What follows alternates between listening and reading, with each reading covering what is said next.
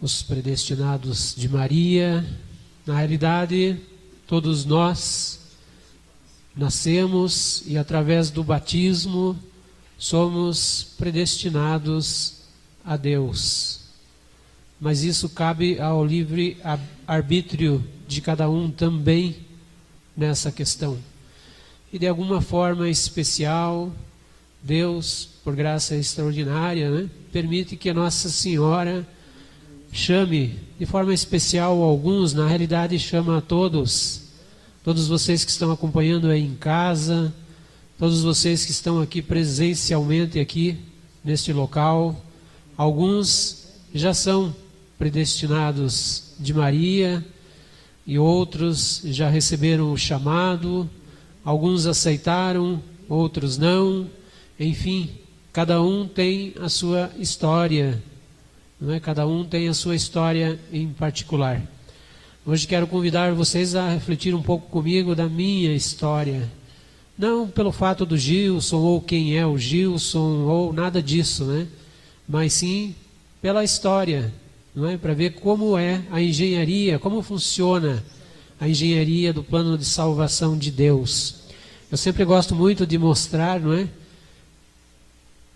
Na realidade, esta visão que o Cláudio teve sobre esta ponte da salvação, aqui não está relatado as duas montanhas que tem a terra, de cada lado desse cálice, existem duas montanhas, uma é a terra e a outra é a que dá acesso ao céu. E no meio existe, ou também, né, poderíamos comparar aqui com a escada, porque aqui é a ponte da salvação. Isso é a engenharia da salvação das almas, que é realizado por Deus, um projeto assim altamente complexo. E depois que eu terminar aqui a minha palestra com uma frase final, eu acho que vocês vão entender a complexidade do plano da engenharia de salvação de Deus, né? Está fundamentado daí nesse cálice. Aqui em cima é a ponte que liga as duas montanhas no meio do abismo, né? E cada um tem a sua ponte de salvação, a sua história. Cada um de vocês que está aqui, cada um de vocês que está acompanhando. E tudo é realizado aqui dentro deste cálice da Eucaristia, a hóstia consagrada lá em cima, Jesus e Maria. Mas tudo nesse cálice fundamentado embaixo ali, ó, fundamentos da salvação, salvai almas. É a família. É a família. Então, para você ser um predestinado de Maria, tudo começa pela família, não é? Conforme a família vai conduzindo. Deus tem um sonho, um desejo, mas, não é? Tudo isso tem que ser alimentado pela fé. Então, na minha história eu vou começar assim meio fora da sequência, mas com a minha mãe adotiva. Ela que morou lá na cidade, estava aqui numa cruz, numa das cruzes aqui da nossa escada, a Dona Angélica de Bassi Moleta. Ela faleceu no ano de 2017 com 96 anos, né? 91 anos ela faleceu.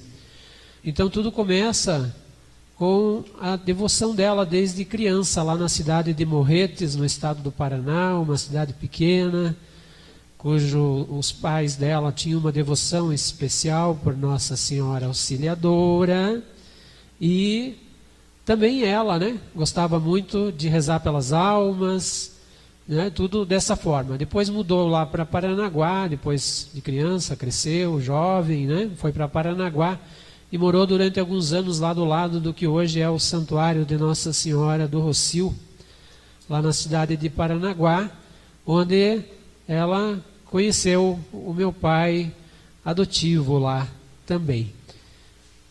E eles tinham uma devoção muito especial por Nossa Senhora, né? E naquela época ainda era capelinha de Nossa Senhora lá. E o passatempo deles, né? Veja, família, mas veja, tudo dentro desse projeto, dessa engenharia, né, de Deus. Eles gostavam de vir passear na cidade de Curitiba. Paranaguá dá uns 100 quilômetros, tem alguns acessos bonitos assim. O primeiro acesso de ligação lá de Paranaguá com Curitiba foi a estrada do Itupava, que é feito com pedras pelo meio do mato e foi construído pelos jesuítas. Primeira ligação que houve foi um caminho de a pé, né? De pedras ligando. E depois, mais tarde, surgiu a ferrovia. Nessa época era Maria Fumaça, tudo muito, né? Antigo. E o passatempo deles, veja a diferença das famílias de hoje, né? O passatempo das famílias de hoje é o shopping, né? Com as crianças, passear. Não que Deus seja contra isso, não, de forma alguma, né? Mas não deveria ser acima das coisas de Deus, né? Teria que ser primeiro a missa no domingo com as crianças e depois à tarde, quem sabe, um passeio no shopping, né? Mas naquela época não tinha isso. E então, o que acontecia? Eles iam para Curitiba de trem. Era um passeio, colocavam sempre a melhor roupa, o pai o melhor terno que tinha, e subiam para Curitiba, a Serra de Maria Fumaça. Para quê? Para assistir a missa em Curitiba. Eles vinham passear e vinham assistir a missa em Curitiba. Então era um passeio bonito, até engraçado, porque na época ainda tinha o costume de engomar as camisas brancas, né? Épocas antigas, né?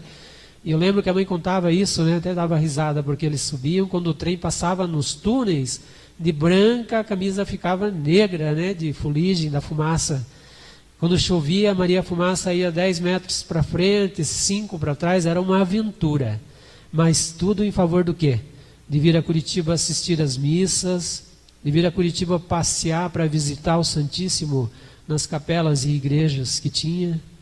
Esse era o passatempo da época, né? Uma coisa muito interessante que hoje meio que caiu de moda, né?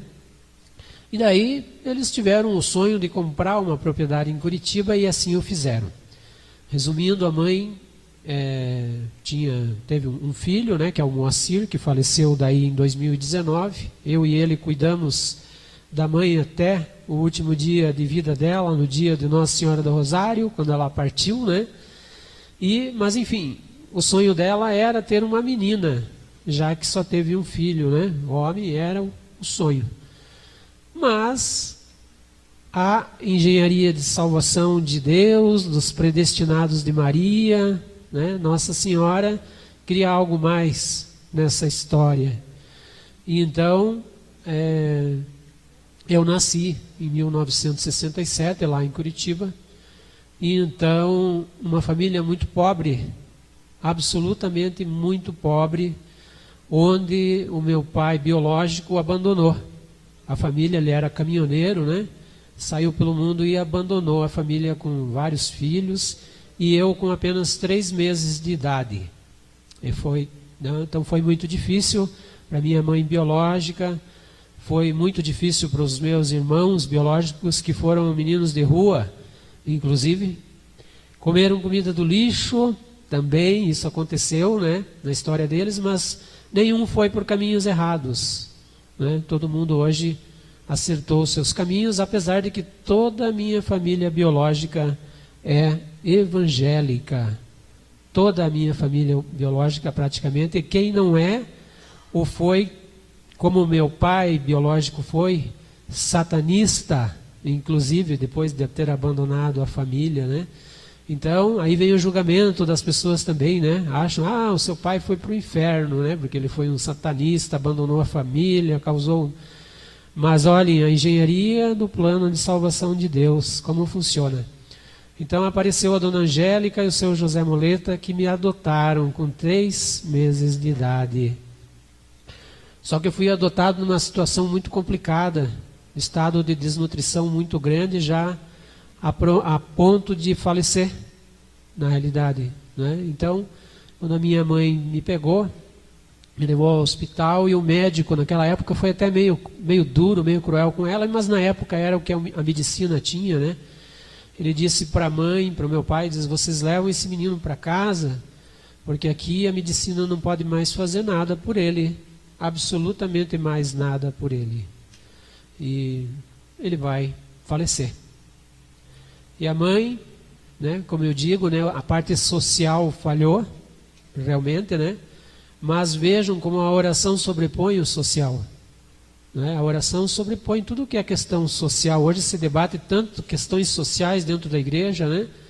quando na realidade deveria se aprofundar na oração, porque o social depois é consequência da graça de Deus. Primeiro a salvação da alma, depois o social. Então, minha mãe me levou para casa, e por isso que eu digo a importância, né, mães e pais, de consagrar seus filhos a Nossa Senhora. Não é?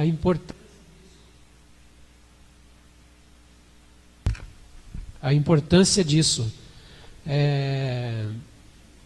Consagrar isso. O pai e a mãe têm autoridade para isso. Não é? Se as pessoas imaginassem quão grande é o mistério do matrimônio e o poder que o pai e mãe têm sobre seus filhos, né, de abençoar, mas também de amaldiçoar, né, infelizmente. Então, a minha mãe retorna para casa e me consagra a Nossa Senhora Auxiliadora. Ela fez essa consagração. E, além do mais, fez uma novena, né, na igreja, para mim, oferecendo a Nossa Senhora Auxiliadora pela minha vida. E 9 dias depois, a mãe volta ao hospital comigo, curado, e hoje eu estou aqui, conversando com vocês e testemunhando isso, não é? Então, de uma situação complicada, de um abandono, de uma família, né, que ficou assim desassistida, então a engenharia de salvação de Deus age, não é? E me leva para um lar católico, Aí eu vou pedir agora para o Léo colocar a foto ali do padre, desse padre aí que está na tela ali, padre Silvio Sattler, salesiano, lá da paróquia de São Cristóvão, lá na vila onde eu nasci, não é?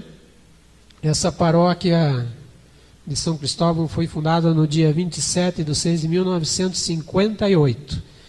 Veja ali o padre Silvio, né? O padre Silvio é de Santa Catarina, se não me engano tem alguém aqui que conhece os familiares dele lá na região de Santa Catarina. Então veja ele aí, ele era um exemplo de Dom Bosco, então foi ele que me batizou nesta igreja de São Cristóvão, onde tem uma imagem muito linda de Nossa Senhora Auxiliadora. Padre Silvio, um santo padre na época.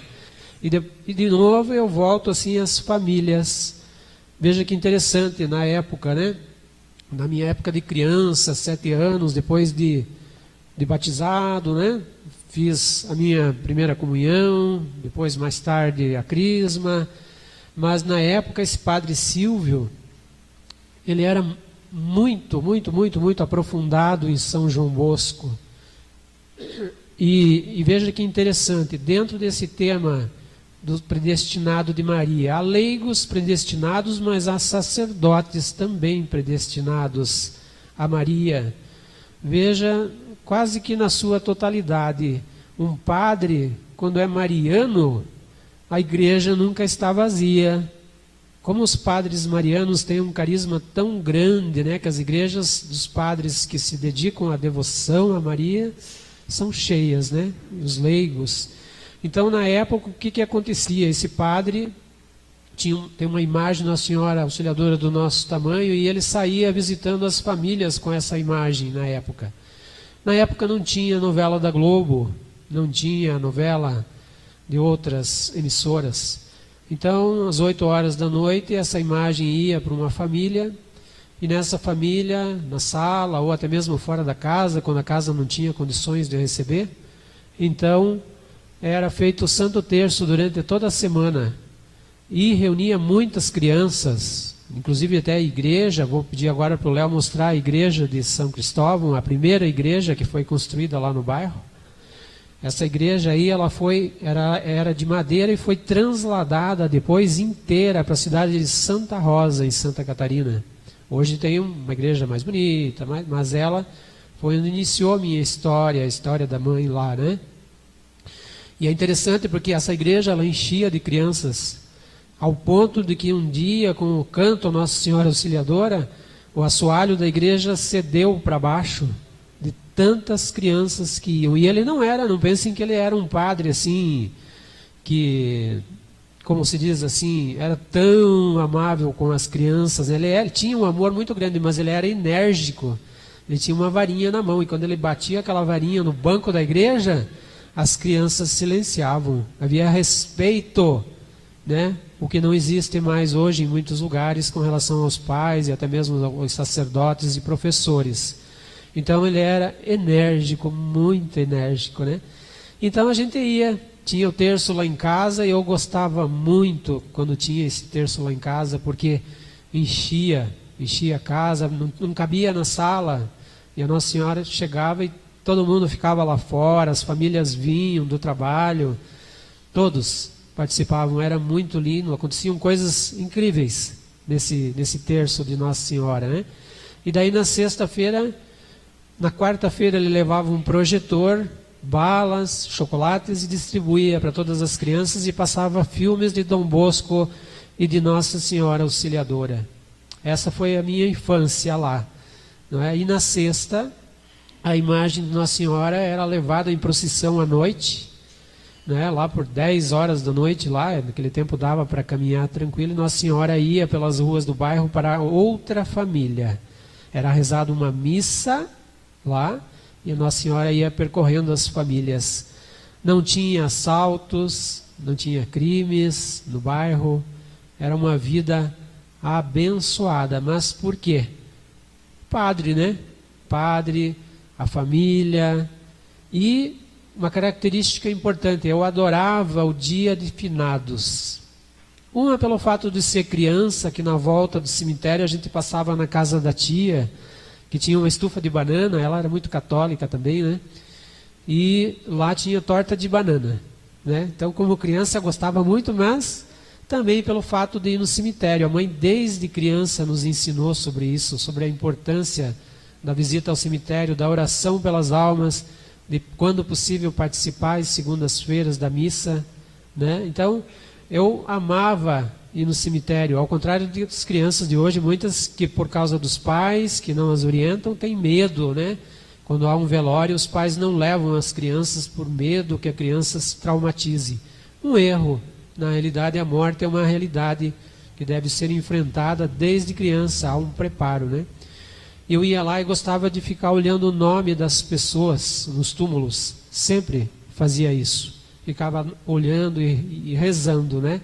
Então, para mim, era uma graça andar lá pelo cemitério com a mãe e o pai e meu irmão, rezando, né, pelas almas. Foi ensinado desde criança. Então, predestinado de Maria. Por quê? Né? O sim de cada um, a família intercedendo, né, nessa questão. Então, foi algo assim muito maravilhoso, né? E a mãe sempre nos ensinou estes caminhos, né?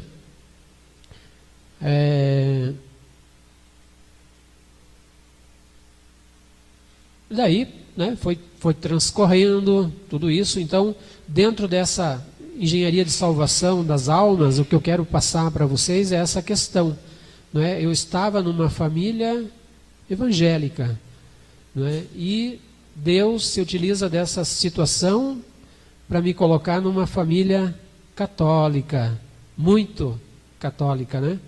Então, são essas coisas que deixam o nosso coração assim pensativo, né? Como é complexa essa engenharia da salvação de Deus e como ele faz as coisas bonitas acontecerem. De situações tristes, ele transforma em situações verdadeiras, né?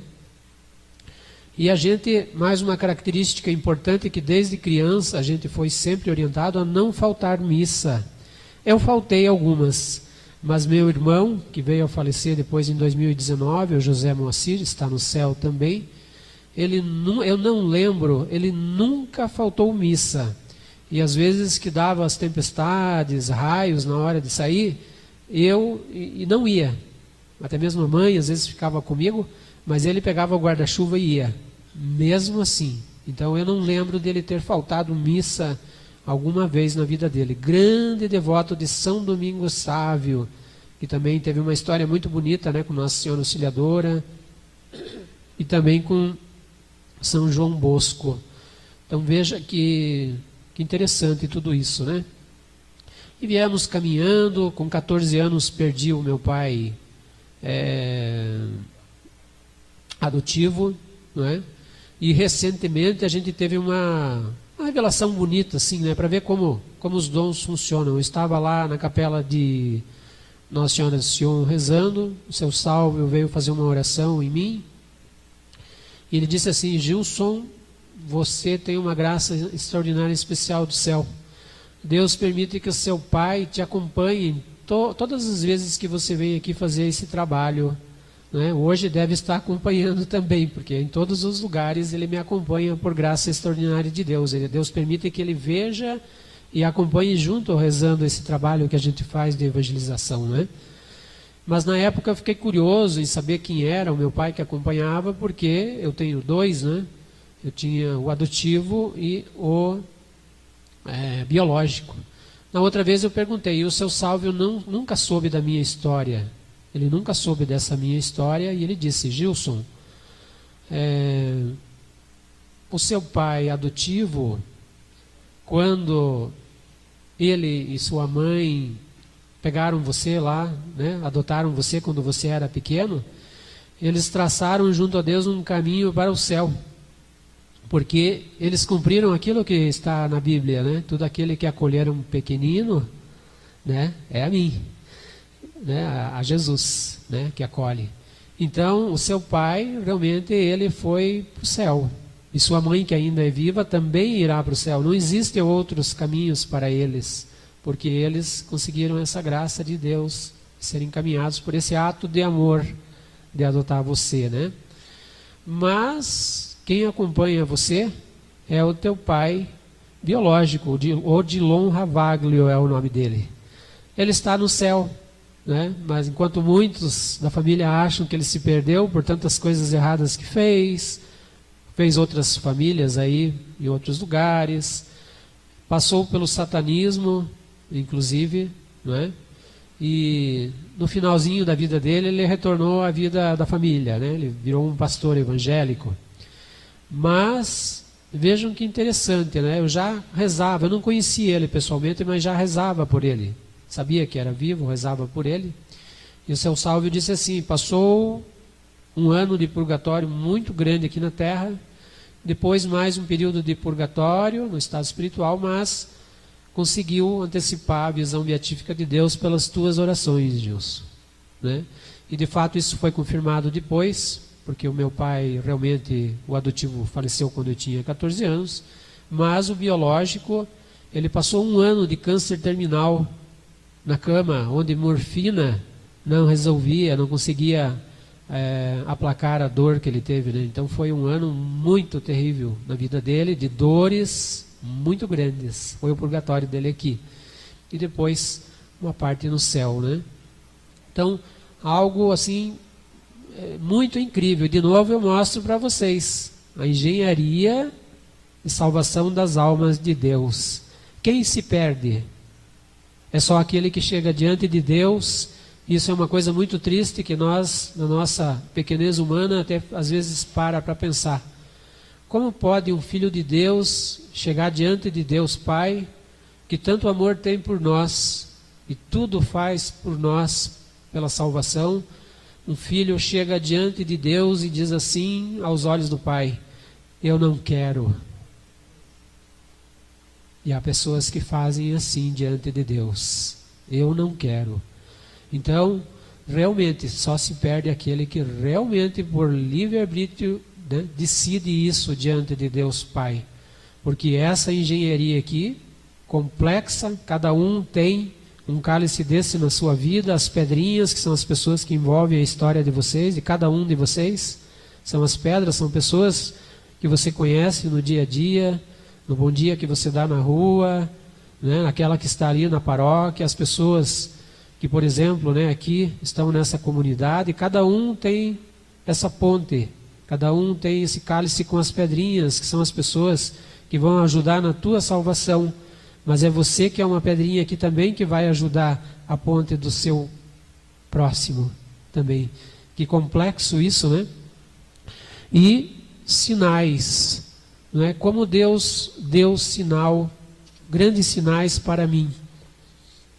Então, nos deu a graça de cuidar da mãe, nossa mãe adotiva, a Dona Angélica. Então, ela teve uma amputação de perna, ela sofreu muito, era muito difícil cuidar da mãe, pela idade, por toda a dificuldade. Mas aí eu digo, né, volto a repetir, o estado de graça plena, o segredo da santidade é uma coisa tão simples, né? Difícil de executar, mas de uma simplicidade muito grande. Não é complexo entender o processo da santidade, não é? O processo da santidade ele é conseguido aqui, pode ser conseguido em vida. Claro que depois do falecimento vamos ao julgamento particular, não é? E nos tornamos santos no céu. Só entra no céu santo e católico, não é? Tem que se transformar em santo, e se você não conseguir esse grau de santidade aqui, o fará no purgatório, não é? Então, mas nós podemos conseguir. Quantos santos conseguiram um grau de santidade elevado, que até mesmo na Eucaristia, diante do altar, eles flutuavam, né? Flutuavam diante, né? Tamanho grau de santidade. E é impossível para nós? Não, é possível. Minha mãe conseguiu isso. Como? Com o aceite do sofrimento, sem reclamações. A mãe nunca reclamou de nada, absolutamente nada. Assistia 3 missas em casa, na televisão, e daí é interessante porque para a pessoa que está impossibilitada, ela vale tanto quanto se estivesse presencial, porque ela não tem possibilidades de ir na missa, né? Ao contrário de nós, que podemos estar presentes, né? Então, 3 missas diárias. Ela brigava comigo e com meu irmão para que a gente levasse o sacerdote lá uma vez por mês para ela confessar. E, ai que não levasse, uma italiana difícil, né? Ai que não levasse. Aí, uma vez por mês o sacerdote ia lá e, por graça extraordinária de Deus, tinha 2 ministras da Eucaristia, só é permitido uma, mas a mãe recebeu a graça especial de que 2. Então, praticamente toda semana ela recebia a Eucaristia. Então, vejam, aceite do sofrimento, Eucaristia, né, semanal, confissão. Isso levou a mãe a um estado de graça plena. Então, muitas coisas místicas aconteciam lá em casa por causa da mãe, desse estado que tinha, né? Não foi fácil. Né? Não foi fácil, é difícil. Eu sei que muitos de vocês aqui cuidam de pessoas idosas, né? Vocês que estão em casa também, mas entendam, isso é uma graça de Deus que te trará méritos incalculáveis pela paciência que você conseguir demonstrar em cuidar dessas pessoas. Isso é graça de Deus. É fácil, há dias que você até pensa em desistir, porque você, se não se cuidar, se não manter-se na oração, acaba ficando doente também, né? Então foi muito incrível. E daí os sinais, muitos sinais, tive a graça extraordinária de que Nossa Senhora me avisasse um mês antes, a partida da mãe. Aí eu pergunto para vocês, é para todos que o céu pode revelar isso? Não, né? Se fosse de repente para uma outra pessoa não preparada, a pessoa entraria em desespero. Mas a Nossa Senhora veio, através da cartinha, teve um sinal lá em casa, batidas na porta de madrugada, e a gente não sabia o que era. Eu e meu irmão levantávamos, abria a porta, as batidas paravam. Aí isso me intrigou muito, né? O sinal, e colocamos em oração. Nossa Senhora disse, olha, por graça extraordinária de Deus, Deus está te dando esse sinal, porque Ele vai recolher a tua mãezinha. Daqui um mês e pouco, Ele vai recolher a tua mãezinha. Ela vai para o céu. Só que é assim, teu irmão não está preparado ainda, tem um apego muito grande, então reúne alguns amigos teus mais próximos e reza por ele para que ele tenha o aceite da partida da tua mãe, né? E assim eu fiz, não contei para ele. Depois, passado, né, o falecimento da mãe, eu contei para ele, mas no momento não. Então veja que sinais maravilhosos, né, Deus dá, mas prepara a gente primeiro. Aí lembro também agora, vou pedir pro Léo colocar a outra foto no ar ali, até vocês vão achar engraçado, né? É um gato que está ali. É o meu gato lá. Então, pode tirar. Aí o que acontece? Nossa Senhora disse que Deus, Pai, gostaria de dar sinais para mim através de pequenos animais. E veja que vai entrar aqui o processo de novo. A mãe tinha um gato. O meu irmão tinha outro gato. E isso era um motivo de constante conflito lá em casa, porque eu não gostava de gatos. Eu não gostava do gato dentro de casa, né? E cada vez que a mãe ia rezar o terço, a gatinha dela ia lá do lado dela e ficava lá, rezando o terço. O meu irmão, quando eu ia rezar também, o gato ia lá, ficava do lado dele. E veja que interessante. Então, quando a Nossa Senhora disse que Deus queria dar sinais para mim através de pequenos animais, apareceu esse gato, justamente o bicho que foi causa de conflito. Hoje eu entendo esse sinal, e se pudesse voltar atrás, eu faria diferente na compreensão com a minha mãe e com o meu irmão. Na época eu não tive, né? Então, surgiu esse gato aí que tem um M de Maria, né? Coloca ele de novo ali na testa, tem até um M de Maria ali. É um gato diferente. A gente vê sinais dele, né? São minhas sobrinhas que cuidam dele, minha cunhada, né? Dali ele está com um cobertor. E é interessante porque a minha cunhada evangélica encontrou um quadro Nossa Senhora no lixo, lá no litoral. Recolheu, botou em casa, na parede, e o gato fica assim, às vezes parado, olhando para Nossa Senhora, sabe? Contemplando, né? Coisa que nós humanos às vezes não fazemos, né? Mas os bichinhos, como são criaturas de Deus, não é? Não significa que o excesso que tem sido colocado hoje em cima dos animais seja correto. Mas quem tem, né? Que cuide bem, alimente, né? De água, cuide bem. E veja, quando a gente é um predestinado de Maria, a gente tem que ter o coração aberto para observar os sinais de Deus que estão na natureza também, nos animais, né? E isso a gente tem que ter esse coração aberto, né? Não só como predestinado, mas aqueles que querem se transformar em predestinados, né? Então é preciso ter o coração criança para olhar e entender os sinais que Deus quer mostrar, até mesmo através de um passarinho, de uma flor, de um animal, né? Algo assim muito profundo. E na sequência, depois que a mãe faleceu, e ela faleceu bem no dia de Nossa Senhora do Rosário, houve um momento da minha vida, quando jovem, eu quis me afastar da Igreja Católica, porque eu não concordava com algumas coisas. Na época eu não estava ainda preparado. Hoje eu não faria, né, de forma alguma, mas na época eu até me afastei um pouco, porque um padre, né, ele disse para mim assim: Gilson, a tua mãe, ela está sempre com esse terço na mão, está sempre rezando. Ele falou, isso não é uma coisa legal. E eu via a mãe todo dia rezando o rosário, né? Desde criança. Ela só não rezou o rosário na última semana de vida dela. Mas em outras oportunidades eu não lembro de ter visto algum momento em que ela não tivesse rezado. Então na época isso me conflitou. O inimigo aproveitou dessa situação. Eu fiquei em conflito comigo mesmo do que era verdade. Era o que o padre dizia, era o que a minha mãe fazia. Então eu deixei de ir à missa, eu deixei por um certo tempo assim esfriar a fé no meu coração, né? E depois a Nossa Senhora veio me resgatando de volta para chegar hoje aqui, nessa missão, né? Então são coisas incríveis, não é? Que Deus produz em nossa vida através dessa engenharia. Depois Deus levou o meu irmão, que também ajudou a cuidar muito da minha mãe, e foi uma cena muito triste, porque eu almocei com meu irmão, e na noite anterior eu tinha escutado umas batidas na porta de novo, mas não entendi o que era, e conversava com ele, né? Daí, na hora do almoço, ele olhou para mim e disse assim: ó, Gilson, você escutou as batidas na porta? Eu falei: escutei, moço. Ele falou: pois é, mas isso não foi sinal da outra vez que Deus ia levar a mãe? Eu digo: foi. E daí ele olhou para mim e disse assim: e agora? E eu fiquei olhando para ele e fui trabalhar. Ele disse assim: eu vou sair, vou comprar uma toalha para o Natal, um sapato para mim ir à missa no dia do Natal, e depois, à noite, eu faço a janta.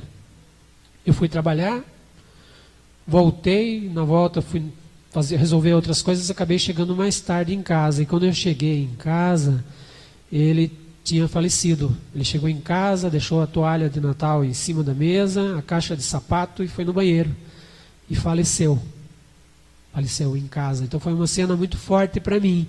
Se eu não tivesse o preparo que a gente tem hoje na caminhada e as orações que nós temos de todos vocês, né, teria sido algo complicado. Mas eu consegui superar. Isso também graças à força de Nossa Senhora.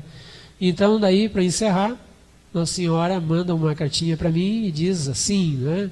Uma coisa muito forte assim, né? Pega a tua mãe biológica, a tua irmã que cuida dela e o teu irmão e traz agora para morar com você. Né? Hoje ela mora comigo lá em Curitiba. E sobre isso que aconteceu com o seu irmão, toda essa situação que você está passando, daí a Nossa Senhora, e essa frase que eu vou encerrar a minha palestra, ela disse assim, cartinha da mãe: Deus está escrevendo a tua... A gente também tem uma surpresa para o Gilson. Nós vamos tentar cantar o hino da Nossa Senhora Auxiliadora. Claro que é para a mãe, né? Mas é um carinho também para o Gilson.